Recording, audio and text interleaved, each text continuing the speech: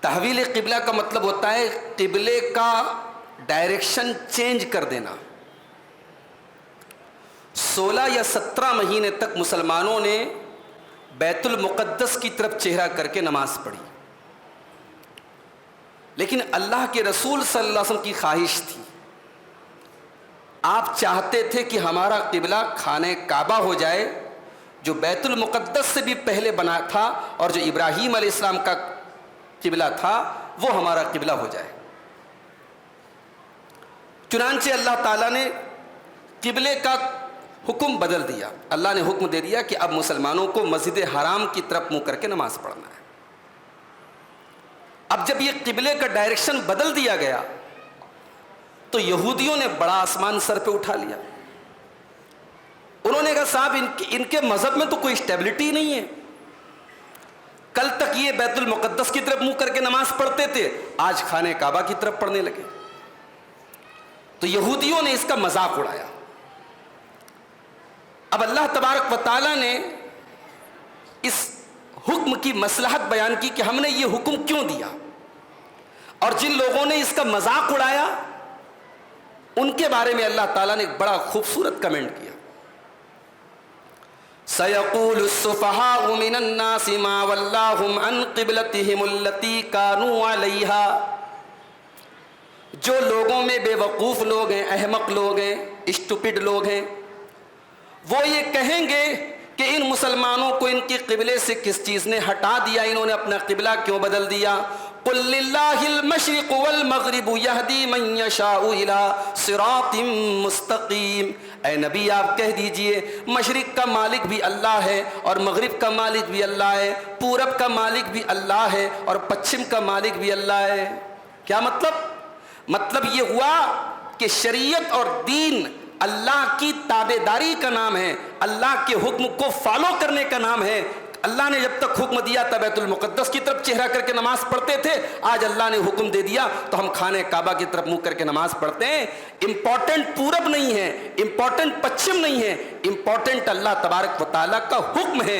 اگر اللہ 5 ٹائم کی نماز میں 5 ڈائریکشن میں نماز پڑھنے کا حکم دے دے تو ہمیں 5 ڈائریکشن میں پڑھنا پڑے گا، یہ ہے اصل چیز۔ قُلْ لِلَّهِ الْمَشْرِقُ وَالْمَغْرِبُ، اے نبی آپ کہہ دیجئے کہ پورب کا مالک بھی اللہ ہے اور پچھم کا مالک بھی اللہ ہے۔ يَهْدِي مَن يَشَاءُ إِلَىٰ صِرَاطٍ مُسْتَقِيمٍ، اور اللہ جس کو چاہتا ہے سیدھے راستے کے اوپر چلاتا ہے۔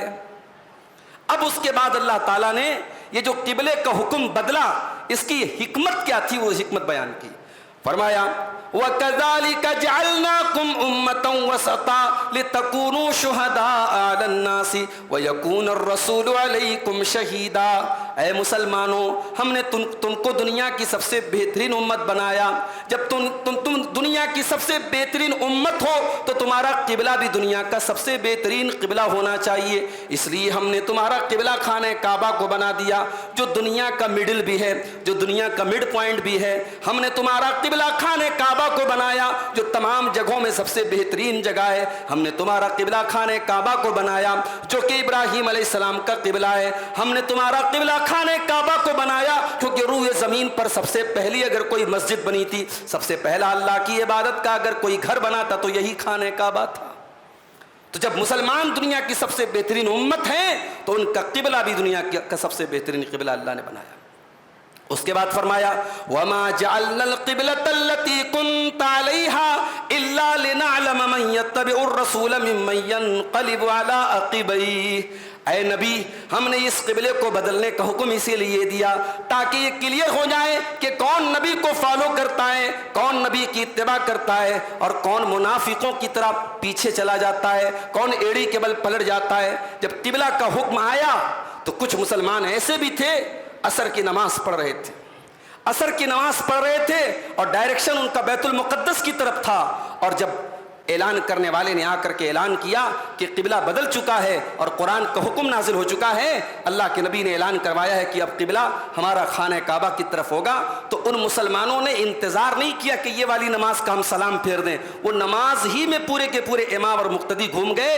اور آج بھی مدینہ منورہ کے اندر وہ مسجد موجود ہے جہاں پہ دونوں قبلے میں نماز پڑھی گئی تھی، کچھ نماز آپ کی جو ہے وہ بیت المقدس کی طرف پڑھی گئی اور کچھ نماز خانہ کعبہ کی طرف پڑھی گئی. اس مسجد کو مسجد قبلتین کہتے ہیں. ہمارے جو بھائی حج اور عمرہ کرنے گئے ہوں گے انہوں نے اس مسجد کو دیکھا ہوگا.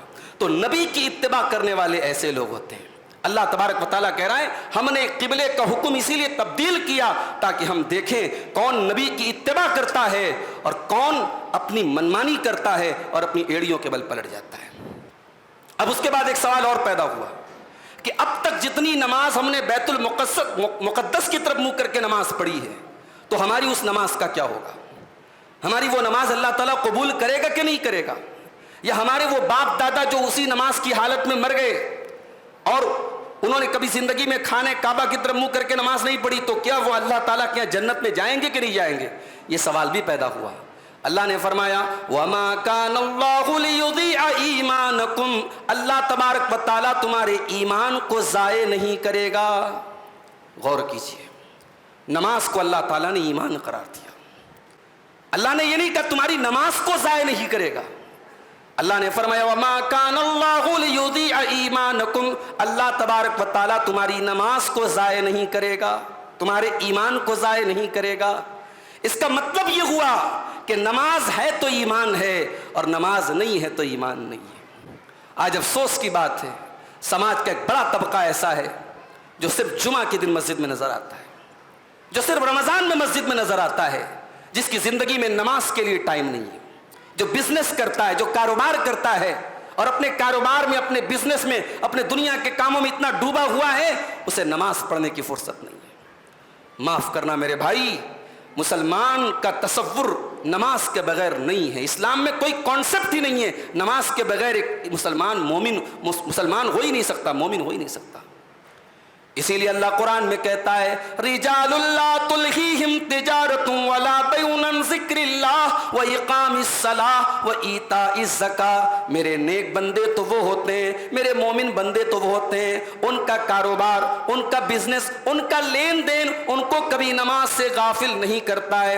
نماز اپنے ٹائم پر پڑھتے ہیں, جتنا بڑا بھی ان کا بزنس ہو, کاروبار ہو, وہ نماز کی پابندی کرتے ہیں. اور ایسا کیوں کرتے ہیں؟ فرمایا یخافون یوما تتقلب فیہ القلوب والابصار, ان کے دل میں اللہ کا ڈر ہوتا ہے, وہ قیامت کے دن سے ڈرا کرتے ہیں, اس لیے وہ پانچوں ٹائم کی نماز کی پابندی کرتے ہیں. تو نماز کے بغیر ایمان نہیں ہے میرے بھائی, یہ بات یاد رکھیے. اسی لیے اللہ تعالیٰ نے یہاں ایمان کہا ہے نماز کو کہ اللہ تمہارے ایمان کو برباد نہیں کرے گا. تم نے پچھلے قبلے کی طرف چہرہ کر کے جو نماز پڑھی ہے وہ ساری نماز بھی اللہ تعالیٰ قبول کرے گا.